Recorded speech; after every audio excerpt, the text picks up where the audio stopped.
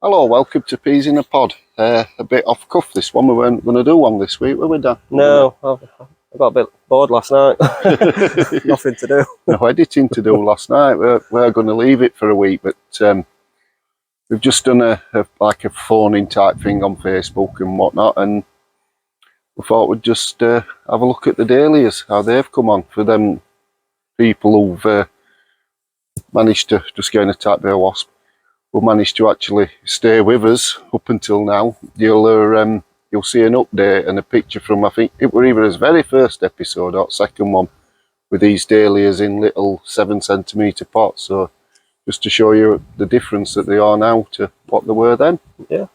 Dan? Want to take a look? Yeah, let's do it. So it'll only be a short one. Yeah.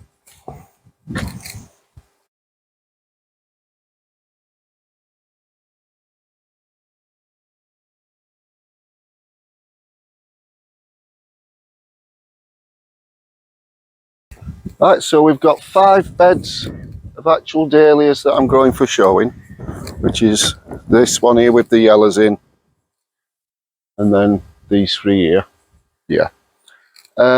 Right, what there should have been were a lot more, but circumstances there isn't, so this is what we're rolling with this year, and I will be propagating more of each variety for next year.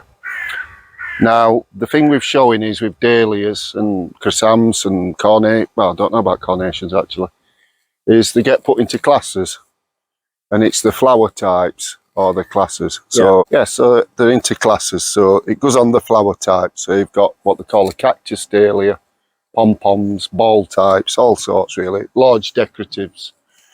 And that's a semi-cactus. That one's Kiwi Gloria.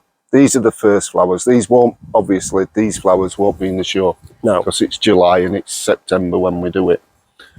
So we have a few ways and tricks to try and produce the bigger and the better flowers. This one's Canoro Valentine, which is a large decorative, red flower one. Now, as it's producing a flower, if you can see there were 2 more flowers. So they're sort of coming a cluster. Now, to get a bigger, fuller bloom, we remove those. And while this flower has been growing, to keep it as straight on the stem and as upright, I had one of these pea sticks, and then basically I follow the bud up, till it flowers. That's to try and get it basically to flower like clock shaped. Yeah. So when the judge looks at it on the bench, it's looking straight at him. Yeah. You know, it's so the uniformity. Yeah, so there's loads of different ones in here. We're trying to basically cover each group that there is in the show. So there's a cactus, the pom-poms, like I've said. One here I chose just a bit random. These are all from Halls of Eden, and that's because it's called Ruskin Diane, which, as Dan knows, that's the name of my good lady. I had a problem with some of them. I've still got a small amount of aphid damage on them, on the odd ones, not so much on the darker leaf Canoras. I haven't sprayed yet. I'll keep my eye on it. If it starts getting any more severe, I'll spray. These were infested with black fly as well not so long ago, and I was tempted to spray them with Phytomax. But I left them because I noticed there were plenty of ladybirds and ants, and it's pretty much cleared it up now. There's hardly any black fly on them. So there you go. You know, sometimes it's worth not just jumping straight in with the chemicals. Yeah, just letting nature take its course. Because they were black, you know, the stems were black on them. Yeah. And an example there, look, that's your flower. So these 2 here we're taking off. That's for the larger flower categories. Pom-poms, small ball, you don't have to do that. No. Unless, you know, you desire to. But I don't. And each one has got a label in. And there's 3 of each variety.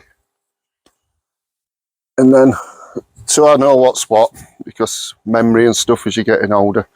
So them 3 there, Hillcrest Candy, Semi-Cactus, dark pink and white base.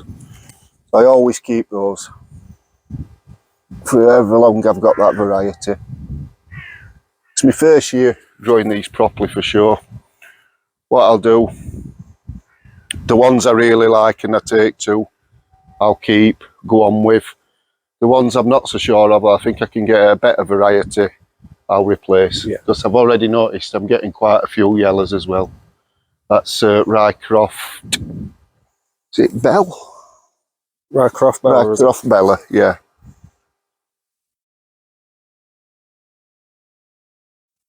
Which is also yellow.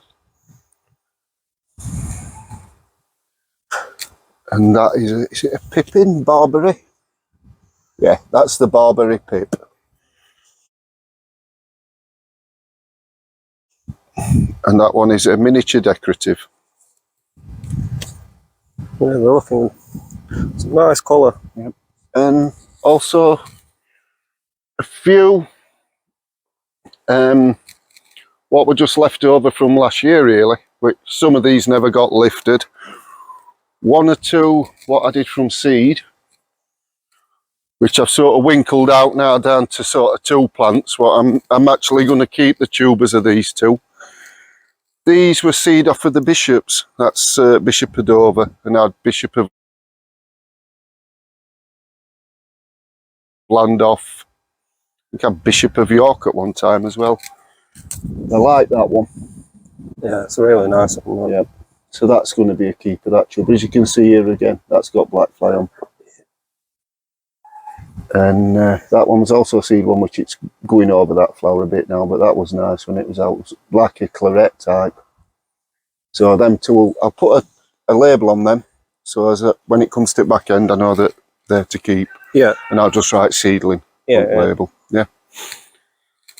So yeah, so that's just a quick update on dahlias. Like I said, Dan's going to add a picture of what they look like when we first started, aren't you? Yeah, so we've got all that from his first video, I think it were. Yep. So it'll just be a short one. Yeah, and then we'll keep these going now, keep staking them. It's important to stake, obviously, as well, because we're really exposed with wind here. Yeah. I've got 1 stake in. I've got another pack of stakes this morning. I'll be adding a second stake now as the plants are starting to bush out.